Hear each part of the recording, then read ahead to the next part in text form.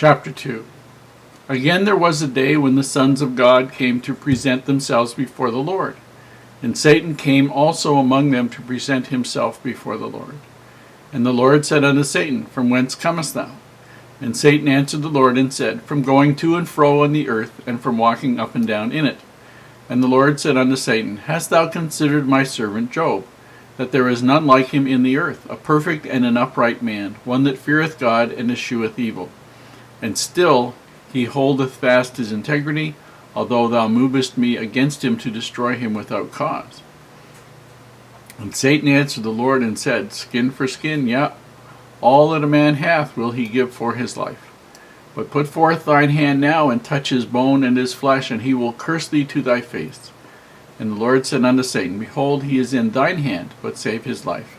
So Satan went forth in the presence of the Lord, and smote Job with sore boils, from the sole of his foot unto his crown. And he took him a potsherd to scrape himself withal, and he sat down among the ashes. And then said his wife unto him, Dost thou still retain thine integrity? Curse God and die. But he said unto her, Thou speakest as one of the foolish women speaketh. What? Shall we receive good at the hand of God, and shall we not receive evil? In all this did not Job sin with his lips. Now when Job's three friends heard of all this evil that was come upon him, they came every one from his own place, Eliphaz the Temanite, and Bildad the Shuhite, and Zophar the Naamathite, for they had made an appointment together to come to mourn with him and to comfort him. And when they lifted up their eyes far off, and knew him not, they lifted up their voice and wept, and they rent every one his mantle, and sprinkled dust on their heads towards heaven. So they sat down with him upon the ground 7 days and 7 nights, and none spake a word unto him, for they saw that his grief was very great. Here in the second chapter, we have the supposed discussion between the Lord and Satan about how Satan has turned over to him permission from the Lord to do whatever he wants to Job. Just he can't kill him. You need to remember, this is not how Heavenly Father operates. Satan has his free agency to do whatever he can do, but it isn't that God specifically authorizes him to do it. That is Satan's responsibility, is to do the very best he can to try and tempt us, so that we actually choose good over evil. And we understand that God does not cause bad things to happen to us.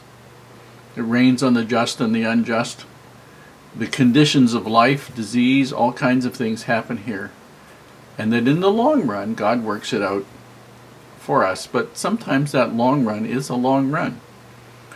We see here that, well, first off, it says in the first chapter, we'll just sort of catch up a little bit, that he lives in the land of Uz. We have no idea where that is. There's some thought that it might be Armenia. There's some thought that it might be the land of Edom on the right-hand side of the Dead Sea. The closest place that seems to fit, and it's guesswork, okay, is actually the area to the east of the Sea of Galilee, which is also in the Old Testament known as the Sea of Chinnereth. And it's a well-watered area. It's an area that's good grazing land, that sort of thing. But we don't really have a physical location that we could plant it in. And it doesn't, in essence, for the story, it doesn't really matter. But the people would have known in those days, when they were telling the land of Uz, would have been something that they would have understood. It's interesting about the houses falling in, because you need to understand that all of these houses that were built then were usually a mud brick house. Just like the Hebrews were building mud bricks in Egypt, that was the building material. These are notoriously unstable, and if you put enough weight on them, they almost always collapse. And the only wood that most of them have, if they're really lucky, they might have some acacia wood. That was the The Ark of the Covenant was made out of acacia wood, but the acacia trees were not usually very big. The tallest of trees were usually the date palms. And the date palms are a type of grass. Big grass, but grass. And those trunks of those trees are cellulose, but they are not strong. They do not have much strength. And they are quite capable of collapsing.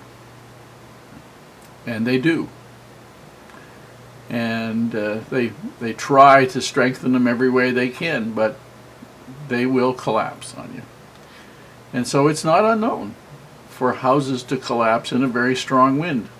It isn't that the wind really did it, it's that the house was so weakly built, so poorly built, that any kind of vibration and the whole thing could collapse. Mud brick walls were very heavy and not very stable and quite capable of collapsing in the vibration. Anyway, so we have a literary device where Satan gains authorization from the Lord to do as he wants with Job. And now for the next 39 chapters, 40 chapters, we see Job going through the trials that Satan theoretically arranges for him. We see his friends argue with him. We see Job knowing that he was righteous in everything he did, that his heart was right, and not understanding why all these things are necessarily happening to him, but not condemning God, not charging God foolishly, as it says. And his friends arguing these things wouldn't be happening to you if there wasn't some secret sin, if there wasn't all this. And this just goes on and on and on. And the more he protests how righteous he was, the more they tell him it couldn't be right because God is judging you. These bad things are happening to you. And sometimes in life, we see people whose whole life seems to be one of tragedy and misery and whatnot. And the tendency is to think that that person must be some kind of secret sinner somehow or have done something horribly wrong. And that isn't necessarily the case. And we sin by judging them when what we should do is give them the support that they need, the love they need, the kindness that they need, the understanding that they need.